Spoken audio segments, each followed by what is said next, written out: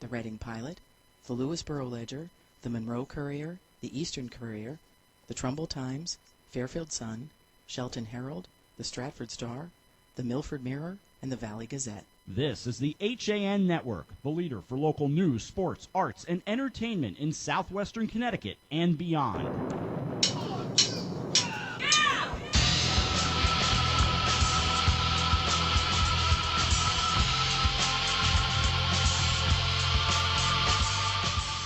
Boy, it's a good thing no one takes my blood pressure while I'm listening to Trag.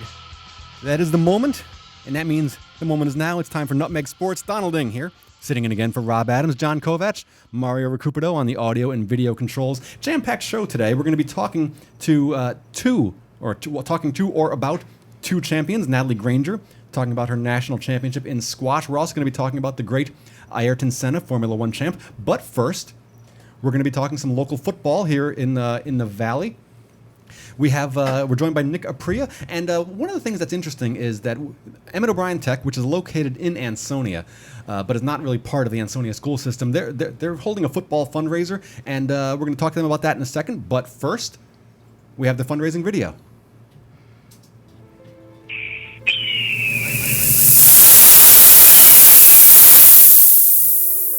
We are the Condors of O'Brien Tech, and we are raising money for our O'Brien Tech football program. Thank you for taking the time to watch and listen to what we're all about. We are a fifth-year program. Unlike most other programs, Emmett O'Brien Tech only funds coaches, transportation, and game officials. The program is responsible for helmets, shoulder pads, uniforms, practice equipment, game equipment, video equipment, and any other item necessary to have a successful football game. As you all can imagine, the costs add up quickly. Our program has a dedicated group of parents called the Gridiron Club that works 12 months a year. And we're joined now by Nick Apria, head coach of Emmett O'Brien Tech football. Coach, thanks for joining us. Thank you. Thank you for having us here today. This is quite a privilege to be here. And you've got a couple of your players here. Looks like a quarterback and a lineman. Why don't you guys introduce yourselves? Hi, I'm Michael. I'm the quarterback of Emmett O'Brien. Hi, I'm Chris Margansky, right tackle, offensive line. Very good. And Coach, the reason for the fundraising video is that one of the challenges in running a tech school program, particularly a startup like O'Brien, is that a lot of the things that we take for granted, like equipment, stuff like that, not covered. What's the situation at O'Brien Tech football? Well, you're right, exactly. Most schools have things that are budgeted for them, so things like uniforms and stuff like that on a yearly basis are either upgraded or they get new things. And unfortunately, in our situation, it's a little bit different. O'Brien Tech, the costs that they cover are the cost of the coaches, the cost of the officials, and the cost of transportation. So all those other things, like helmets, shoulder pads, you name it, field equipment, whether it's bags for the tackling sleds, or if we want a sleds, or if we want even a blocking sled. All those things are a responsibility of a fundraising group, which we call the Gridiron Club. And it's a group of parents that work pretty hard, and it's up to them to raise money. But football's a sport where it's not just a couple uniforms here and there. There's 12 kids. Right. We have. Our program has grown. We're over 60 kids right now, which is kind of a big increase over 1 year. It's almost doubled in size. So that means you need additional helmets and things like that. And a helmet's anywhere from $225 to $275. So you could do the math and see that, to have a football team, you're probably looking at a minimum of $9,000 to $10,000 a year just to keep it going. And in our case, there's a lot of other things that we pay for that most schools don't even have to take into account. We wanted to line our practice field, so the Gridiron Club had to get the paint and to do that. And, we were out there on a Sunday lining our practice field. So there's so many things that we're responsible for, and the costs are great, and we want to give, these additional kids an opportunity to play. That's what I was thinking. I was thinking to myself as you said that the program had grown, almost doubled in size. And as a football coach, that has to be almost, the word I would use is almost heartbreaking, that a kid wants to play, he's willing to put in the work, and he just can't participate. Right, we have an order for 4 or 5 more helmets that we're waiting on just to suit the kids that are there. So yeah, it's a difficult thing, but it's kind of a double-edged sword in that, as a head coach, no matter who you are, if the numbers are increasing, that must mean you're doing a pretty good job, that you want to get kids to come. But in the same breath, you're saying, oh boy, we're getting so big now. Now there's this added burden on our booster club, and it's one of those things. We're gonna hopefully make it through it this year, but we've had the same uniforms and things now for going on 5 years. Most schools, JV games, they have different older uniforms. We've had our only set that we've had, and we only have 49 uniforms too. That's another thing. We have 60 kids and 49 uniforms, so we have decisions to make there as well. So our uniforms have basically gone through 20 games a season. And we're ready to get new ones because we have someone that sews them in the off season to kind of get them back in shape for the year. So there's a lot of things that our program is, and it's a good thing that we're going through these growing pains, but it's kind of tough as well. And one of the things that you and I have talked about is the support in the community. There's a lot of O'Brien Tech grads and folks around that have kind of stayed close to home in the area, including of course the mayor of Ansonia. What kind of like when you go out into the community, what kind of feedback do you get? Well, first of all, the mayor of Ansonia, he's been absolutely great. Mayor Cassetti has been super to our program. Our program, right, the school's is undergoing a major renovation. So there's a whole bunch of other sports besides football that need to be accommodated. And Mayor Cassetti and all of Ansonia have done a great job making sure making sure that the soccer team has a place to go, the volleyball team has a place to go, during this time. So he's been wonderful. He's also been very supportive of our program. He's one of those guys that also knows a lot of guys that have been out there. It's funny. Right before we went on, I just was checking my email, and he sent me an email because I sent him that video that you guys were queuing up before, and he says, I got it, and I'll do everything we can. So Mayor Cassetti in the town has been wonderful, and all the other people that are alum. It's interesting. We get a lot of people that follow us on Facebook. That some guy lives in Indiana who follows us and stuff, that's an alum. So we have a lot of alum out there.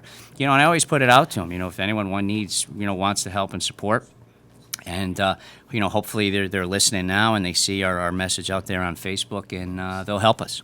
What's the Facebook and the Twitter page? At Twitter we're at Condor Football, and then Facebook we're Condor Football. That's our page, and we also have a Facebook account called Emmett O'Brien Football. So those are the two. Okay. Well, let's hear from your guys here, starting with Mike. So, Mike, you're obviously a quarterback. What are you? Yes. Third-year player? Yes. I'll be going into my junior year, so it's my third year as a quarterback. Okay. And how long have you been playing youth football for? I've been playing youth football for about 6 years since I started playing in Naugatuck in 2011, and I played flag football for a year before that. So. Okay, so you're from Naugatuck? Yes. Okay, and you've been playing for 10 years. Yes, I have. I've played about 6 years, Pop Warner, and then this is my 4th year, and so senior year now. So. Right. So not the first year, right? So you were the second year of you started. I started freshman year. So freshman year. Emmett O'Brien. Yeah. Right. I think the program was 1 year old when you got there. Yep. So almost like a plank holder there. Mm-hmm. And you mentioned what town are you from? I'm from Ansonia. Okay, because one of the things we were talking about earlier was that you're from Naugatuck, you're from Yes. Ansonia.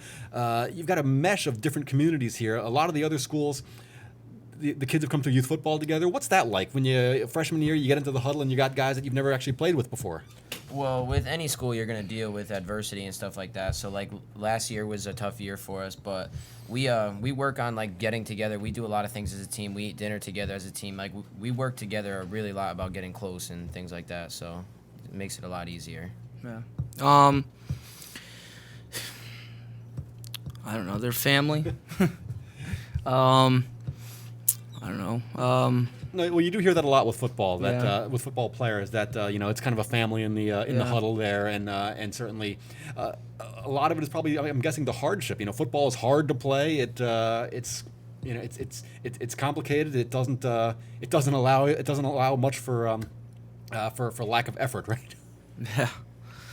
And now, and you guys also, one of the things also that a tech program deals with is that you guys, it's not like classroom stuff. You guys go out into you go out into the community, you're working, you're doing other stuff. What's that like? To describe a day, with the tech program. Well, we go through cycles. So like for a certain amount of time we're in academics, but like when we're in shop, a lot of times we'll be out on the job all day. Or if you do work-based learning, for example, you'll instead of going to school, you can go out to your job and work there. So. Right. So on any given day, you might have been installing HVAC equipment during the day, and then you come in, and now it's time for practice. Yeah, definitely. Coach, I was going to ask you about that also. So now that's kind of that must be kind of interesting that like unlike a lot of other schools, when you bring these guys in for conditioning practice or whatever, some of them might have been doing carpentry or right. laying flooring all day. Yeah, exactly. And it's one of those things too. I have a lot of friends and at other schools and stuff, and we got a lot of kids that have jobs that are paying a little bit more than, let's say, a job at Dunkin' Donuts might pay. Right. So now we have that issue where we have a kid that's out there who is willing to do both football and whatever. But coach, I'm getting paid $14, $15, $16 an hour in my part-time job. Other schools don't necessarily have that issue. So we have those kids, and a lot of times too, when they're in their shops and they're in that cycle, like Michael just talked about. They're lifting 2x4s, lifting sheets of drywall. They're doing all sorts of things during the course of the day. They're not necessarily sitting at a desk. So there's those times. We never really make any mention of it because we kind of just tell them, hey, if this is what you want to do, this is what you want to do. You got to do your best when you're here. So it's definitely another obstacle that tech school coaches understand. The normal coach out there that's has some kid that's just coming in and he's been in class, they don't experience stuff like right. that. He's been sitting at a desk, he's raring to go. He's ready to go. He's chomping at the bit. Where we got kids that are swinging hammers all day. Now all of a sudden you're asking them to throw a football or hold a football or whatever it may be. So there's a lot of different things that obstacles that tech school coaches have that in normal high school like Shelton, Derby, and so on you don't have. Right. And what are your thoughts on that? I was talking to you guys a couple seconds ago about the idea that you have kids from 9 communities, 9 different youth football programs coming in. How do you blend them together? You've only got about 3 weeks or so of practice before. Yeah, it's tough, and like Michael said, we tried this year, to meet with the kids during the off season. That's another obstacle. Whereas let's say in Shelton, for example, all the kids are getting dropped off from Shelton. It's a right. 10-minute ride, 15-minute ride tops, whereas where we have 9 different communities. I might have a kid from Bridgeport or Naugatuck or Prospect.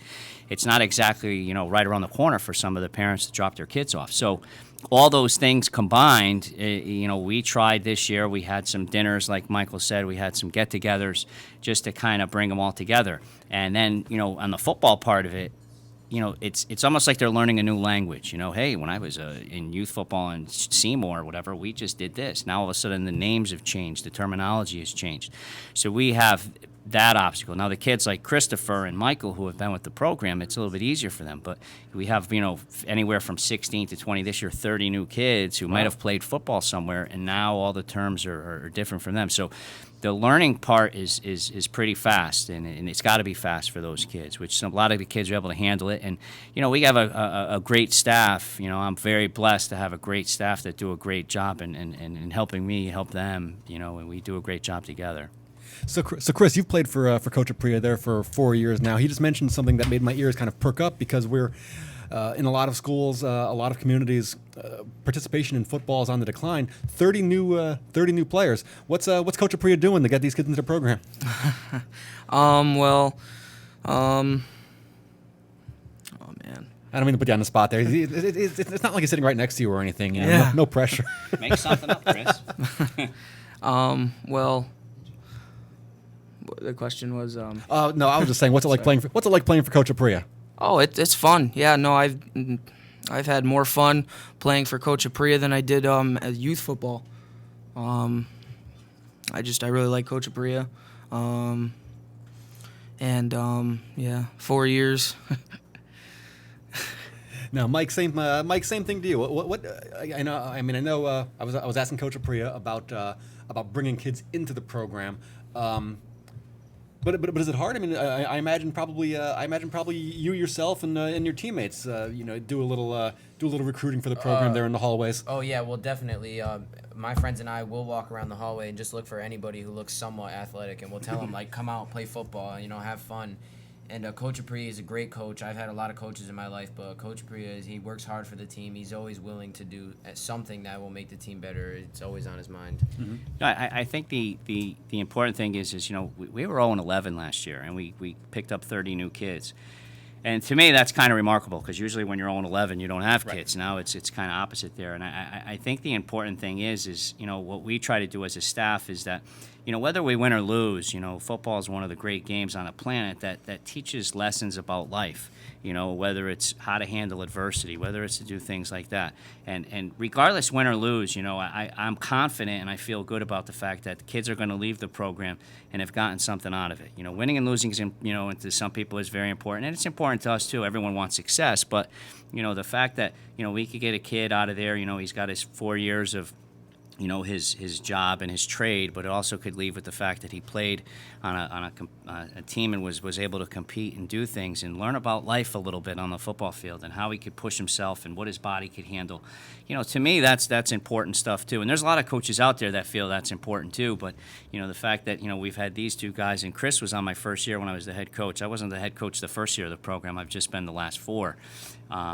But, Chris has been around, and Chris has been a starter, and Chris is one of those kids that, I invited him here because when I think of my first year, he's one of the first kids I think of. So, it's one of those things where I'm thrilled to be here. We got a great bunch of kids that really want to work hard, and hopefully it'll turn out for the best. Well, you made an interesting point about coaches feeling that sports and team sports is part of the education process. One of them actually is on the other side of the camera there, Coach John Kovac. When he you want to see him bristle, use the term extracurricular to describe athletics because he said it's not an extra. It's an integral part of learning and growing up in the school experience. Absolutely, and I tell the kids, I even told the kids at practice yesterday, I said, listen, you're going to walk into that school and you're going to be a little bit different than the other kids, and not to stick their chests out and tell everyone that, but the fact that they're able to spend 10 days before working hard, and we had the kids conditioning all summer long, twice a week too, so they've pushed themselves and done things that other kids in that building aren't going to do. And I've known Coach Kovac back there for a while. We've spent some time, and me and him have a lot of great conversations for the simple fact, he coached at a tech school. So he knows, some of my posts and stuff that I put out there, sometimes I think they're kind of cryptic, but he replies and retweets them because I know he knows what I'm talking about in terms of some of the obstacles that we have at tech school. Well, speaking of retweeting, Seymour Football actually is favoriting us now, listening in as we speak. So that's great. That's at Seymour Football, a fan there in the Valley. Hey, Coach, we're going to have to move along here, but why don't you let people know if they want to support the program, how can they do it? Well, you could send me a message either on Twitter or Facebook. We said at Condor Football, or our page is Emmett O'Brien. Or if you want, which is the simple way, I could just send you the link to that video, is you could email me at condorcoach@ymail.com. That's condorcoach@ymail.com. Tell me, you're interested, I'll send you the link. And it's very simple. You could pretty much donate any amount you like, whether it's 5, 10, 15, whatever you want to do. And hopefully we could get going. We're doing pretty good. We're close. I don't want to say we're close to our goal. We're about a third of a way to our goal right now. Going to have the pro wrestling this year? Like I said, the school's under construction. Oh, that's right. And it's funny, the promoters still keeps in contact with me, asks me all the time. I see him regularly, too, because I still go to some of his events with my son. And, that's around the corner because that was a very successful thing. In the whole valley, we had close to 500-600 people there that night. So that was a very successful thing. So that's in the future. I don't necessarily think it's going to be this year, but maybe in the spring. Right. All right. Coach, Mike, Chris, thank you very much for coming on Nutmeg Sports. Hopefully, we'll be speaking to you guys again as the season progresses, and we'll be talking about what a successful fundraiser this was. Yes, and thank you very much. Thank you, Mr. Kovac, and, of course, thank you, Don, and all of Hersam Acorn newspapers. Thank you very much. Great. Thanks for coming on. We're going to take a quick break. You are listening to and watching Nutmeg Sports on the HAN Network. We'll be back after this.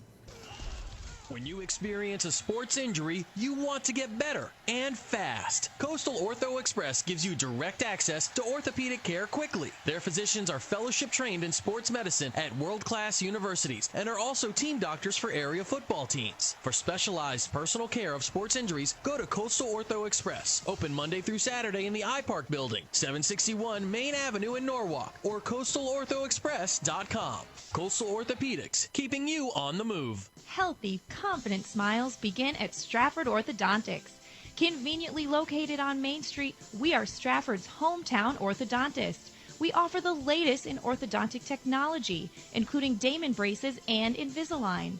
We always accept new patients. Call today to schedule a complimentary consultation. 203-375-8332. Stratford Orthodontics, 2499 Main Street, Stratford. 203-375-8332. And online at stratfordsmile.com. Enjoy an autumn afternoon in the garden at the Garden House at Keeler Tavern Museum, 132 Main Street, Ridgefield, for Sweets and Sips, Sunday, September 20th from 1 to 4 p.m. Relax in our beautiful garden setting and enjoy classical music as you sample items from local bakeries, chocolatiers, sweet shops, and restaurants. Wine tasting provided by the area's best liquor stores, wine vendors, and local wineries. Sweets and Sips, presented by Hersam Acorn. Join us for a sweet time. For more information and to purchase tickets, please visit hersamacorn.events/sweets and sips. Alliance. We are an industry leader in coordinating transportation for large events such as corporate road shows, conferences, and special events. Our team of experts understands the dynamics and logistics of high-pressure situations and complex arrangements, all within a rapidly changing environment. Since 1999, we have added charter jets, event management, and personal protection to our range of services. Mention this ad for $25 off your next round-trip reservation. Alliance and you. Together, we can achieve the extraordinary. 855-546-6996 or alliancelimo.com. August means tennis in Connecticut, and the top players are going to be here. Be there as some of the world's best women compete for the title at the Connecticut Open presented by United Technologies. And the boys are back for the Men's Legends event presented by PowerShares Series with John McEnroe, James Blake, and more. Experience a variety of food trucks, hands-on activities, live music, and so much more for the kids and family. It all adds up to one legendary week. August 21st through the 29th at the Connecticut Tennis Center in New Haven. Get your tickets at ctopen.org. You're watching and listening to the HAN Network. Again, thanks to Coach Nick Apria and his guys for coming on Nutmeg Sports. You know, he was talking about just like the pride and the camaraderie and being a football player. It reminds me of one of my favorite football stories. Back in the 80s, Columbia University had that epic losing streak. It must have been something like in the 48, 49 game range. And they had finally won a game. They beat Princeton. And I remember watching Channel 11 with the sports highlights. And one of the questions the reporters asked the senior captain of the Columbia Lions football team, the final question was, I guess you can finally wear your Columbia football jacket with pride around campus. And his reply was, I've worn it with pride every day I had it. So I just thought it was just a fantastic message and a great group of guys at O'Brien Tech Condor football. So now we're going to change gears, and we're going to be talking to Natalie Granger, who from Chelsea Piers, Connecticut. That's down in Stamford. Natalie is going to be talking about squash. Natalie, welcome to Nutmeg Sports. Hi, thanks so much for having me. Great, thanks for coming on. We don't talk much squash on Nutmeg Sports, but I appreciate you coming on. Thank you. Do you even know what it is, John? I do know. I've seen it. Actually. Or am I calling you out? No. I've seen it. I've seen it played. I know it's sort of like racquetball, but the ball doesn't really bounce. You play it with a long-handled racket, and I think there's like a maximum and minimum height you can hit the ball, and there's no back wall. Am I close? Pretty good. I'm very impressed. Yes, you're very knowledgeable. Okay. So Natalie, good effort. Well, one of the reasons we wanted to have you on here, you're a Connecticut resident, and you're also a national squash champion. How did you? We'll start off, begin at the beginning there as we take a look at you. As we take a look at you competing, how did you get into the sport? I didn't have a choice, and I say that with the lightest of hearts. My parents actually had a squash club. I grew up in Johannesburg in South Africa, actually, and so right from the sort of about 2.5 years old, I was, basically spending a lot of my time in the club, and they gave me a racket and a ball, and it was easy to lock me in. I guess it was kind of a form of a daycare center when you when you look at it in that respect. Right. It's like you're in timeout, Natalie. Go hit balls. Exactly, and we know that you can't get out. So for me, it was sort of developed as a passion from a very young age. I played a lot of other sports as well growing up. I'm a sports nut, but squash always stayed as my number one. And then when I was 19 years old, I joined the World Tour, and that took me to England, where I was based for 4 years. And finally, my sport brought me over to the United States, and I've never left. So I got here at about 2000. I got my citizenship in 2007, and I now call this my home, which is terrific. Very nice. Was it a bit of culture shock, or not too bad coming over from Johannesburg to where did you emigrate to? Where were you living in Connecticut?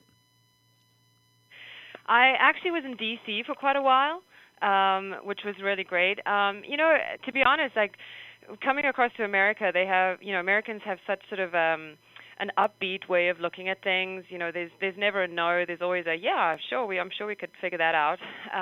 There's sports fanatics. They have wider open spaces, which is something I was more used to coming from South Africa.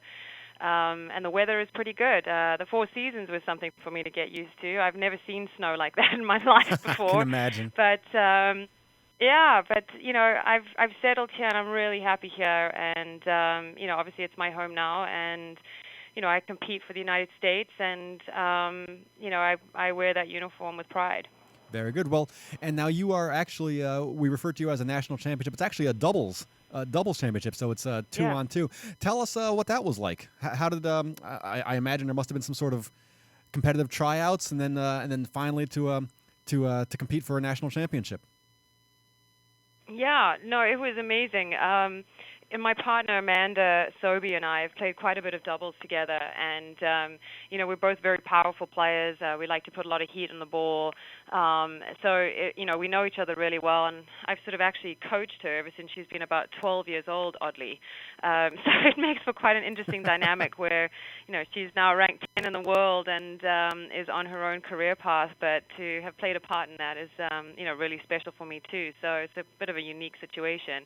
But we love the doubles. Having somebody else there to, get involved with and rely on and, build rallies with is really fun.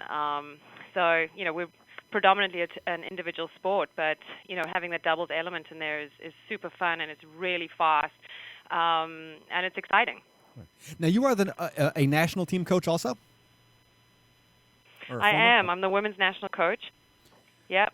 Oh no! And the reason why I ask is because in this case, Chelsea Piers, Connecticut, people have in this area have an opportunity to receive essentially world-class instruction, right? I mean, from a national team coach, that's not something that you get an opportunity to do every day. I know it's a little different, maybe. It's a little unique, but hope it didn't make you blush there. I'm reading the bio. Not at all. But no, it was kind of an interesting opportunity. I retired from the tour nearly 5 years ago, and I was introduced to the owners of Chelsea Piers. I'm heavily involved in the sport of squash, internationally, as well as domestically, on a range of different levels. So, being able to kind of get involved with a group like Chelsea Piers, which are leaders in sports and entertainment. And the facility was just incredible. So to be able to build that business with them at the same time, pursue my other passions of furthering the sport and furthering the elite juniors and seniors within the sport has really been very fulfilling. So I'm lucky to be able to wear multiple hats and at the same time do it out of a venue that is second to none in the world, really. Mm-hmm. Now, as far as competitive squash goes, I mean, this I don't know. I mean, how is the United States? Is it like a squash power in the sport, or who? When we're talking about squash, what nations are we looking at as champions? Yeah, things have changed so dramatically over here. The powerhouses in squash have historically been England, Egypt, Pakistan, and there's been other places like the Commonwealth has been very strong. South Africa was pretty strong at one stage, New Zealand, Australia very strong. But it's been really interesting to see how the sport has spread. to places like Malaysia is now very strong. Hong Kong is strong. Egypt is still a powerhouse. Those other places are still powerhouses, but America has really turned it on. And in the last 6 years, at 3 World Team Junior Championships for the women, we've actually come second in the world to Egypt. So, and we've sort of seemed to be creating a bit more of a gap with the rest of the world. So hopefully we can continue to do that and then start to track down Egypt. So in terms of, producing high-level players, I'd say we've really turned that corner in the last 5 or 6 years, and we've got some incredibly exciting young players coming through. And they're certainly, there's certainly people that should be watched. Mm-hmm. Well, speaking of talented young players. Speaking of talented young players coming through and growing up to be competitive squash players, tell us a little bit about the Inner City Enrichment Program in New Haven. Oh my gosh, yeah, my other passion. So these urban programs are amazing. I'm on the board of the one called Squash Haven, which is at Yale University, and we have about 100 kids that are in that program that get both squash and academic tutoring. So, these kids come to Yale University pretty much every day. They get help with everything from their homework. We help them with SAT prep where they need it. We also, help them with, other things that maybe are a little bit less tangible, like speech writing and giving, being able to write good essays and good letters and things. So just sort of helping them really get ahead a little bit further. And in return, they need to make sure that they stay on the honor roll at school. They need to have, if it's not 100% attendance at the program, it's pretty close, and there has to be a very good reason why they didn't make it in. And then with the squash angle, I think which kid doesn't love sport, And I think finding an outlet that is, if you're in close quarters on the squash court, you really get to know your opponent, you really get to know your coaches and the people that you work with. You're expected to behave in a certain way. You can't go, acting out or anything because, you're within a club often. And I think, the sport is just a wonderful outlet for these kids. It's high energy, high impact. It's very skilled. So there's always something to learn. You can, continue to improve and get better. And it's a friendly environment. They love it. So for me, that's I think the future is the more of these urban squash programs that could be built up around the country, the better. And, it's really going hand in hand with what we're doing at the elite level as well, because there's quite a crossover here and there through exhibitions and fun events that these kids get to come to and watch the pros compete and play in, And one of the things that just went through my head as you were talking there about life lessons and these kids competing, one of the other things I think for a sport like squash is accountability. We were just speaking to some football players in here. When you play squash, win or lose, it was you. Your teammate didn't make an error. You didn't have anything like that. You competed. You did your best, and you win or you lose. And then and that's just the life lesson you take away from it. Absolutely, and I think you have to shake your opponent's hand, look them in the eye, and say, "Well played." Win or lose. I think it's. The junior tournaments that are run around this country, with the high-level players, all the way down to, we call them bronze junior tournaments, is where little kids, who are new to the sport, but, can get kind of an introduction into playing a tournament, could enter a tournament. In any area around the country, pretty much, there's, tournaments for kids to play in. But right from the get-go, there's kind of a really... a good feeling about being involved in the sport, and then they can develop and get through the silvers or to gold, and the highest level is the junior championship tour. But the kids are expected to after they've actually been on court, they actually have to referee the next match together. Wow. So they better get rid of all that anger and stress, and they then have to come back together, and they end up. I guess it's one of the wonderful ways of actually these kids getting to know each other, as well as having to get over their emotions and come back and behave properly. Sure, and have a certain level of respect for your opponent's skills and the effort and dedication that they put in. That sounds like a great plan to me. Absolutely. So we need to get more squash players going here. Okay, well, that brings me to my next point here on the checklist. If a parent out there wants their children to receive instruction from a 5-time national champion and former number 1 ranked player like, Natalie Granger, how do they go about doing that? Well, they can call Chelsea Piers. Our phone number here is 203-989-1600. That'll take you straight through to the squash front desk. You can obviously find us online at our website, chelseapiersconnecticut.com. And we're situated right off 95 at exit 9. So if anybody hasn't actually come to this facility, it's so worth visiting. The venues are just incredible, and we have high-level staff in all our different venues. But for squash, come and find me. You can email me, but I think calling would be a great way to start, and then we can get you set up with squash rackets, squash balls, and fantastic programming with other juniors and other beginners. Right, and I see it's on the website.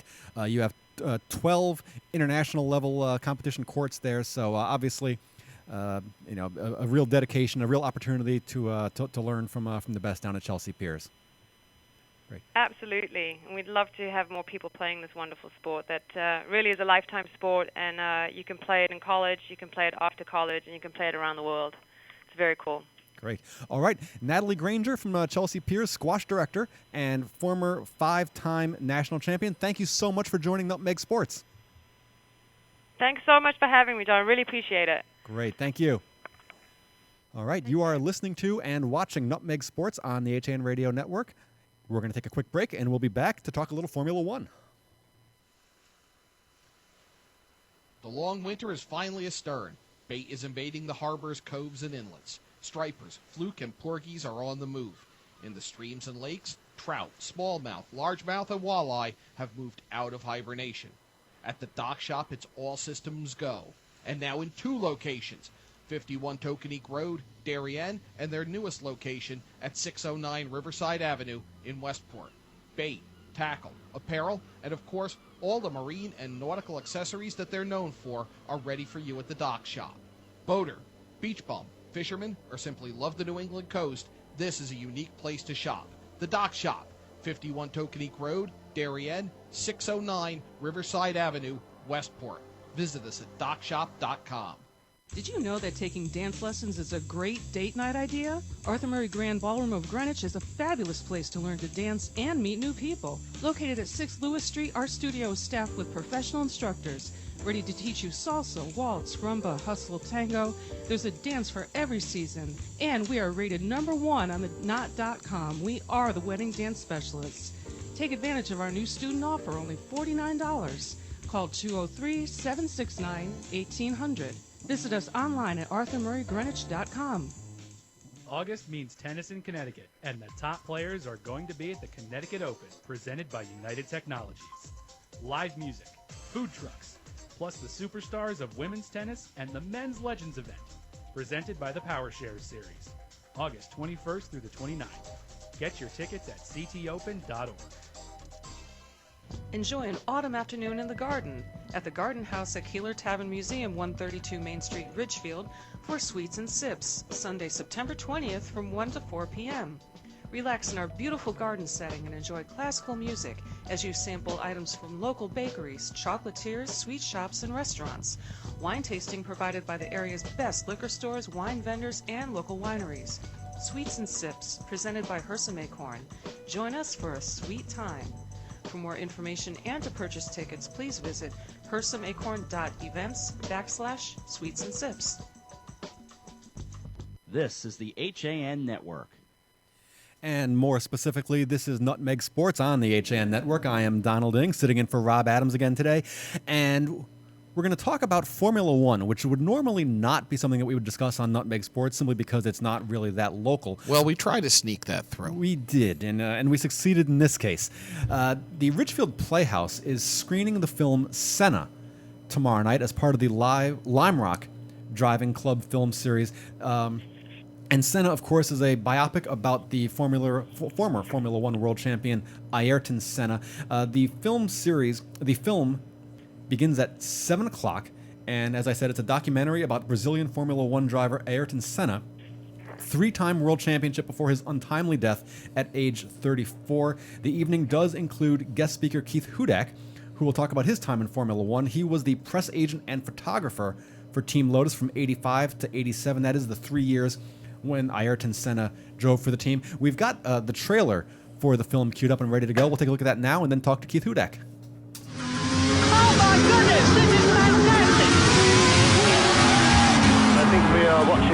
rival of Ayrton Senna, a truly staggering talent.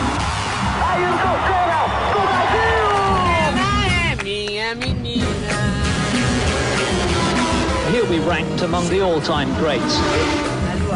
How do you feel about being world champion? It's not a bad feeling at all, is it?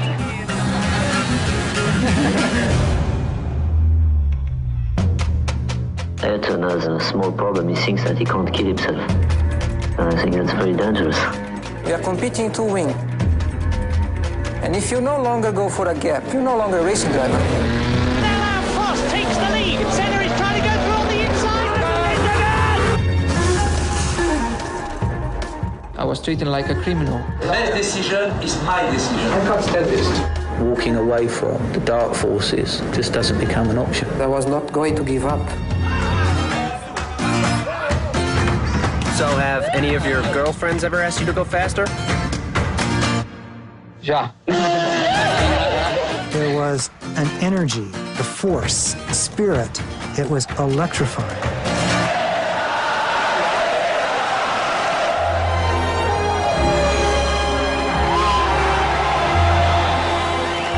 It was the last time either of them would be on the podium.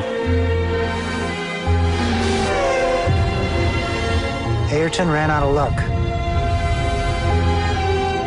There is a lot to go, a lot to learn, a lot to do. But I have plenty of time.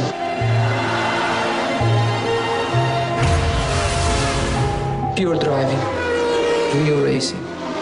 That makes me happy.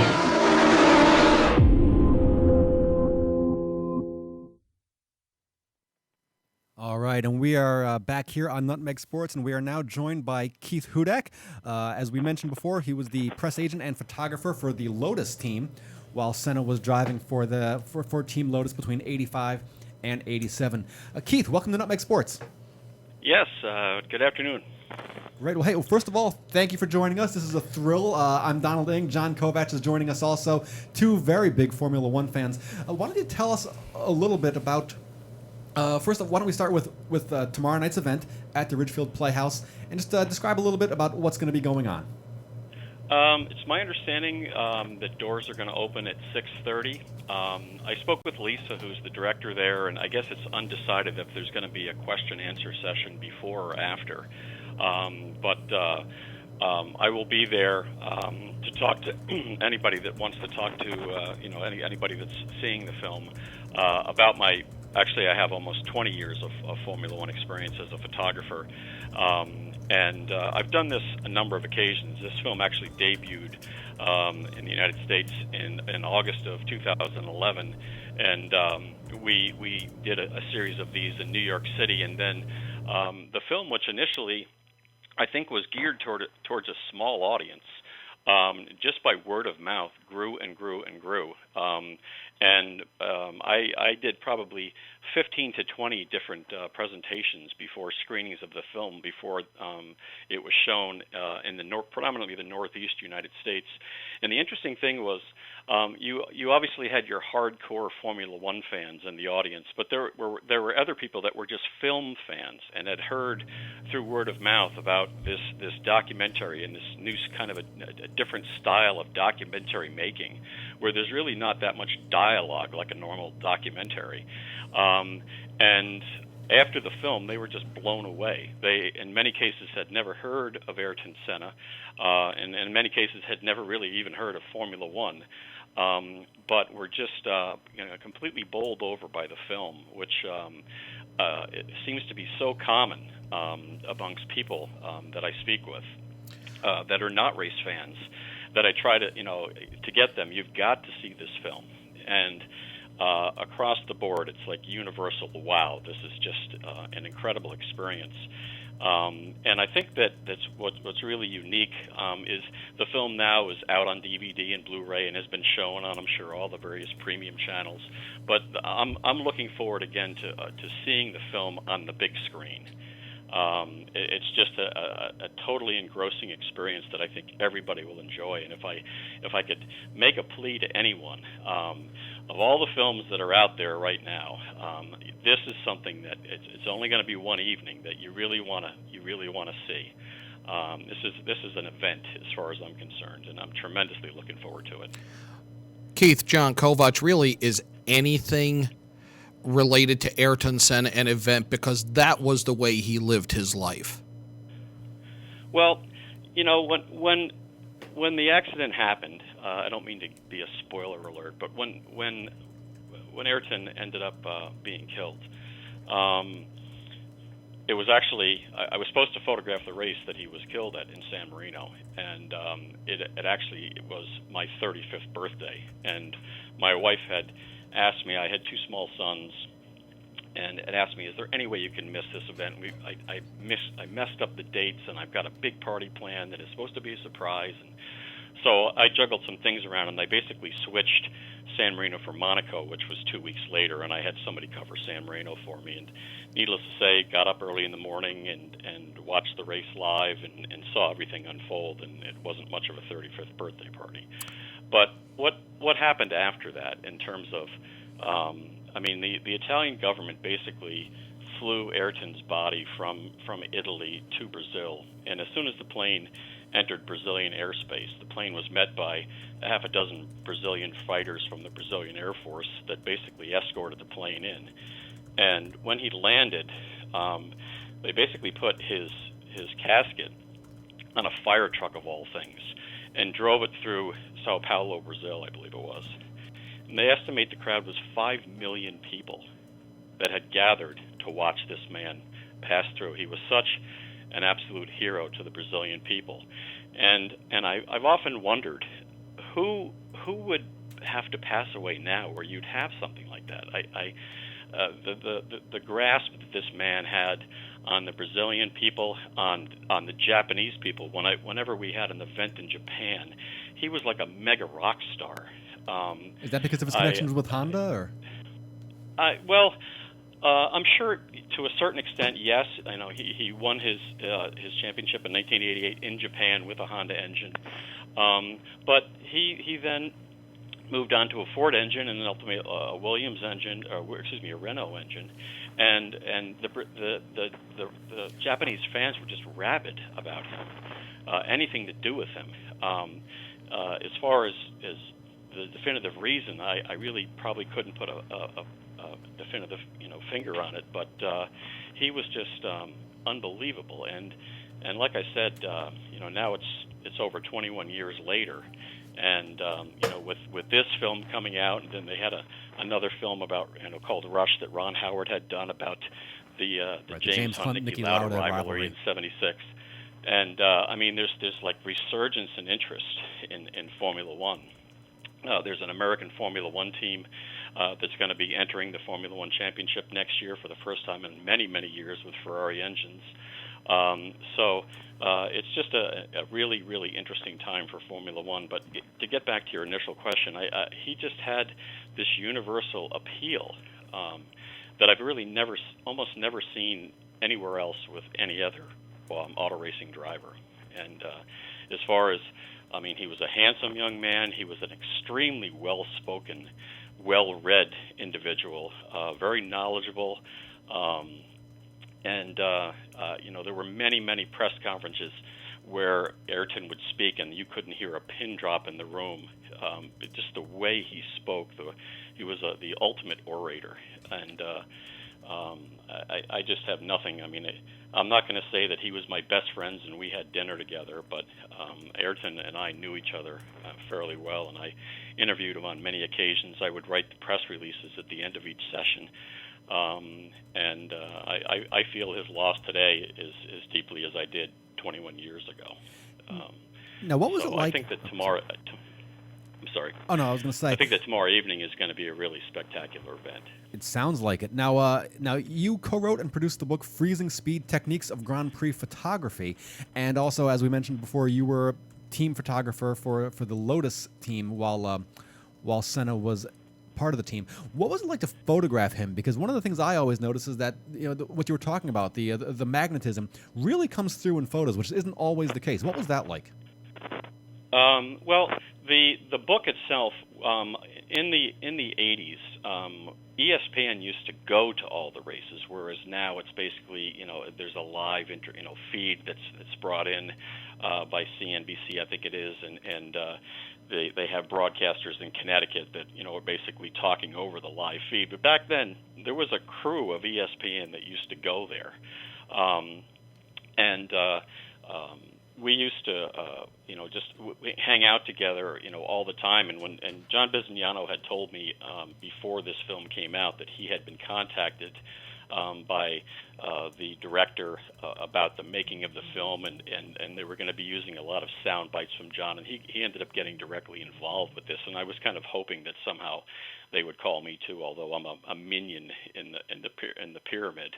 But Ayrton was just the ultimate professional. I mean, when he first joined the team in 1985, he was just kind of this up-and-coming new kid. He was with a smaller team called Tolman in 1984. He had some very good results. There's the controversial finish in Monaco where he almost won. There was a third-place finish in Brazil, in the British Grand Prix, in a car that probably should have finished no better than 20th. I mean, everybody knew that this was an up-and-coming star. So he came into the team in 1985 with an Italian driver named Elio De Angelis, who was an established driver who had been with the team since 1980. And now you have this new kid come in, and he is like basically taking the limelight. And so that was interesting, the dynamic, because there was definitely a resentment there, and I mean no disrespect to Elio, but I'm sure he probably felt that he had paid his dues, and now what is going on, that this kid is overshadowing me. And then moving on to 86, we brought in a new driver that had a lot of money named Johnny Dumfries, the Earl of Dumfries, and he was nothing more than a B driver, and he did exactly what was expected of him. And then the final year I was with Lotus, they had Satoru Nakajima, who had strong Honda connections, and Honda came with Lotus in 1987 in the now yellow and blue liveried Camel Lotus, as opposed to the black and gold John Player Special that was so popular. And it was just an incredible time in my life, quite honestly. The thing that was kind of a pain in the neck was Ayrton was like the consummate professional in terms of the race driver. Every aspect of being a race driver, he was in incredible physical shape. He ran, like marathons, almost literally. His knowledge of the car and his understanding of the car was such that after each session, he would go back with the engineers, and he would be talking to them for hours about different aspects of the handling of the car and changes that he thought that should be made. And I would be many times sitting in the press room alone until 7 or 8 o'clock at night when everybody had left, waiting for Ayrton to come out so I could write something about how the car handled and how he feels about the upcoming race or whatever. But he was just like a star. I can't explain it. I because of the fact that I've photographed Formula One racing for so long, I've met many celebrities, and I spent a day with David Letterman years ago at the U.S. Grand Prix at Phoenix. But it's a different thing with Ayrton. He had an aura about him that is just unexplainable. I can't put my finger on exactly what it was about him that was so much different than everyone else. But when he walked into the room, he was kind of like an intimidator. Even Lewis Hamilton, when he started his Formula One career, admitted that as a kid, he was a massive Ayrton Senna fan, and he chose Ayrton Senna yellow as his helmet color for the beginning of his career. He actually just changed it to white last year, but this is a man that had far-reaching, people that just adored him. I don't really know. I think I probably veered away from your question, but it was quite a thing to work with Ayrton and to photograph him. He was never late. He was always polite, and those are two characteristics that I can use with very few other drivers. When Ayrton at that point was creating almost like a brand. which ultimately by the 90s he had Ayrton Senna motorboats, and there was an Ayrton Senna Ducati motorcycle, and he had signed a deal just days before the San Marino race with Carrera Bicycles to have Ayrton Senna bicycles, and there was a clothing range and a sunglass range, and these people just clamored for anything to do with Ayrton Senna. And like I said, quite honestly, I had obviously, like I stated, not went to the San Marino race, and the following race, which was 2 weeks later, was the Grand Prix of Monaco, which Ayrton had won like 6 years in a row, and kind of ironically, or whatever term you want to use, his car and his image was on the program cover of the Grand Prix of Monaco in 1994, 2 weeks after his passing. And there was just a tremendous number of tributes, and I mean the weekend went by and it was kind of like all about Ayrton Senna. I believe Michael Schumacher, if memory serves me correctly, ended up winning the race, but that was almost like secondary. And then 2 weeks after that, the Formula One circus, so to speak, returned to North America, and I was at the Canadian Grand Prix in Montreal, which is a circuit I love, and it was a beautiful day on Friday morning. And it was like everything had returned to normal. Ayrton had now been replaced by a British driver named David Coulthard, and I was photographing the race on the outside of Turn 1 on Friday morning, maybe 20 minutes after the start of the event, and all of a sudden it just hit me that I don't want to do this anymore, and it's not the same, and it was almost like literally the air had been pulled out of beneath my wings. And I left. I walked away from the circuit. I called a couple of people that I had meetings with that night and explained to them that I had to go home, and that's all I could say. And I never went back. I have not been back to a Formula One race since 1994. Wow, that's quite a story. And Keith, I could listen to you talk about Formula One and Ayrton Senna all day. I almost regret having to interject here and make comments where I have been. And for the listeners, if you've been enjoying listening to Keith Hudak talk about Formula One and the late Ayrton Senna, you're going to get your chance to hear him do it in person. Tomorrow night, the Ridgefield Playhouse will be screening the film Senna. It's rated PG-13. Doors open at 6:30. The film starts at 7. A $15 donation to the nonprofit Ridgefield Playhouse gets you in the door and gets you a chance to talk to Formula One photographer Keith Hudak about his recollections of photographing Formula One and spending 3 years with the Lotus team. At the same time, Senna was there. Keith, it's been an absolute pleasure. Thank you for joining Nutmeg Sports. I can't tell you how much I enjoy it. Will I see you folks tomorrow by chance? I wish. I actually will be, unfortunately, at a I'll be standing next to a football field watching Tiny Mite cheerleader practice. And I have a mandatory, okay. I have a state-mandated concussion refresher course at 7, or I'd be there. I'm thinking to myself, can I make it up there? No, I can't. And just trying to come up with some way around it, which there isn't one, because I would love to see it, and I would love to talk to you again, because it was a fascinating look inside, and it's telling the impact that he had on your life, and I think he had on so many others who were close to Formula One. Well, I can't. I'm deeply honored that I've been asked to talk at this event. I'm tremendously looking at it. My wife jokes around. She says you're like the Brady Bunch. You're kind of famous for something you did 30 years ago. But nonetheless, thank you so much for including me in your program. And if I could tell one final word to your listeners, come see this film. I think you're going to enjoy it. I think it's going to be something that will be with you for a long time.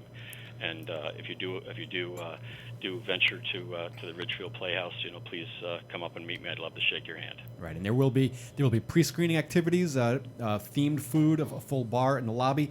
Like I said, a $15 donation that supports the nonprofit Ridgefield Playhouse gets you in the door. RidgefieldPlayhouse.org or call 203-438-5795. Keith, it's been a pleasure. Thank you so much. Thank you, Keith.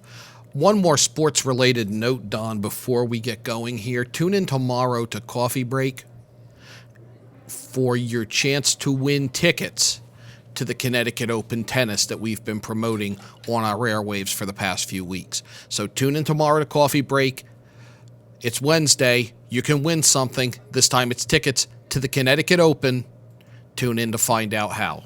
Sounds great. I know I'll be listening. I don't think I can win, though. That's unfortunate. But that's going to do it for us today. Once again, as always, we thank you for watching and listening to Nutmeg Sports on the HAN Network. Nutmeg Sports returns tomorrow. Eric Gengen will be in the power seat. I'll be back on Monday. Thanks.